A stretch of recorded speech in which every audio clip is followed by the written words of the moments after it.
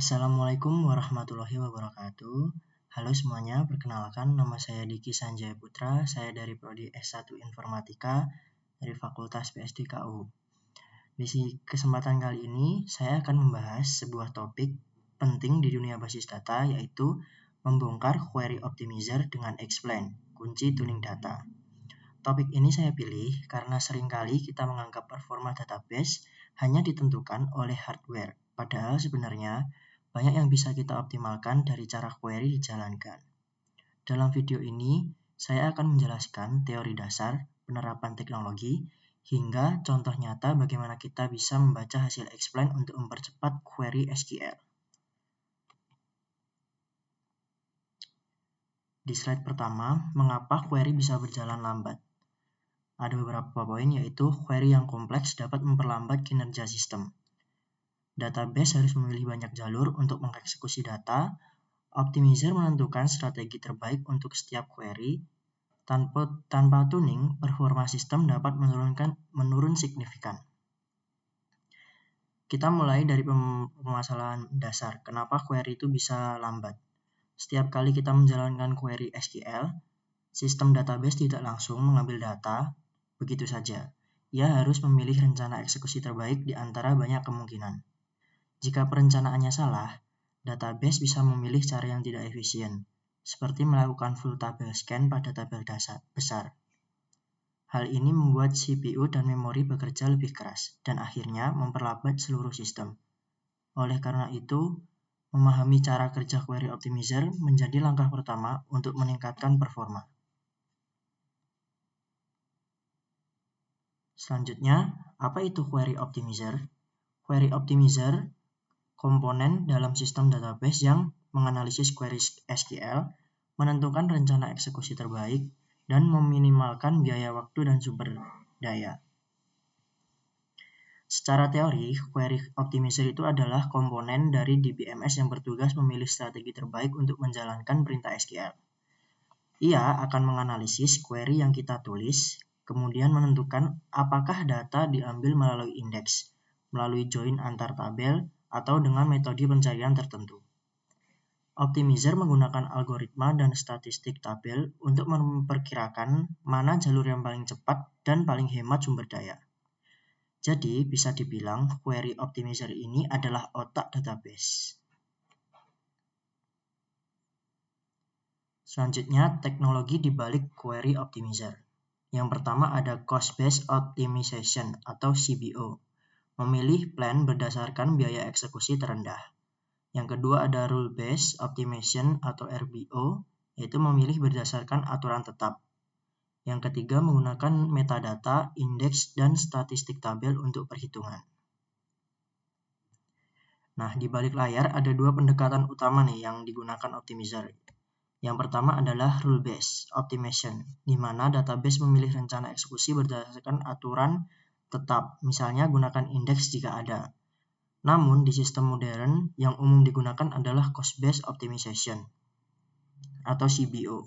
Di sini, optimizer menghitung biaya relatif dari setiap kemungkinan jalur eksekusi, termasuk waktu, I/O, dan penggunaan memori. Kemudian, memilih yang paling efisien. Proses ini melibatkan banyak data statistik tentang tabel, jumlah baris, dan distribusi nilai. Itulah sebabnya kita perlu menjaga statistik database agar tetap akurat. Selanjutnya, explain, yaitu alat membongkar rencana eksekusi. Perintah explain itu menampilkan execution plan yang digunakan optimizer, menunjukkan urutan tabel, metode akses, dan penggunaan indeks. Ketiga dapat digunakan di MySQL, PostgreSQL, dan database lainnya. Untuk mengetahui apa yang dipilih oleh optimizer, kita bisa menggunakan perintah explain. Dengan explain ini, kita dapat melihat execution plan, yaitu langkah-langkah yang akan diambil oleh database dalam mengeksekusi query.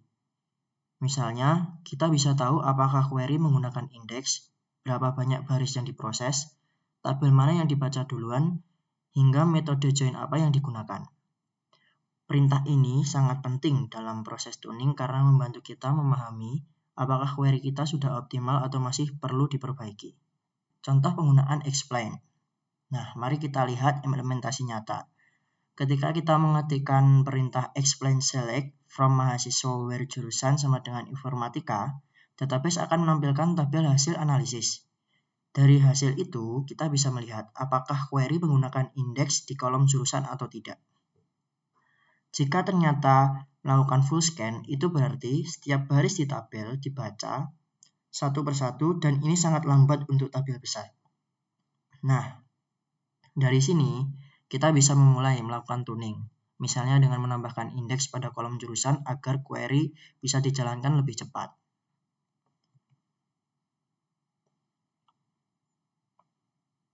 Selanjutnya adalah proses pembuatan teknologi. Sebelum tuning, itu perintahnya adalah explain select from mahasiswa where jurusan informatika. Setelah tuning, perintahnya menjadi create index ID X jurusan mahasiswa jurusan.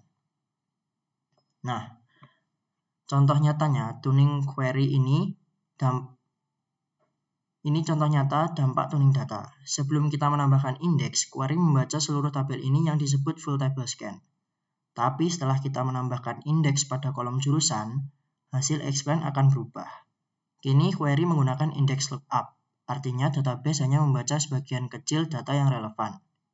Hasilnya, waktu eksekusi bisa turun drastis dari beberapa detik menjadi milidetik. Inilah bukti bahwa memahami query optimizer dan explain bisa membuat sistem jauh lebih efisien.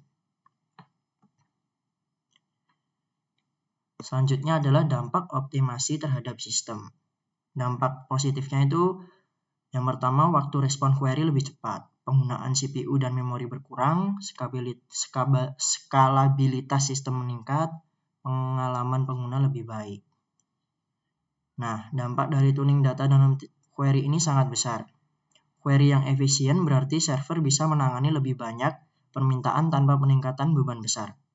Penggunaan CPU dan memori menjadi lebih ringan, dan pengguna akan merasakan respon aplikasi yang jauh lebih cepat.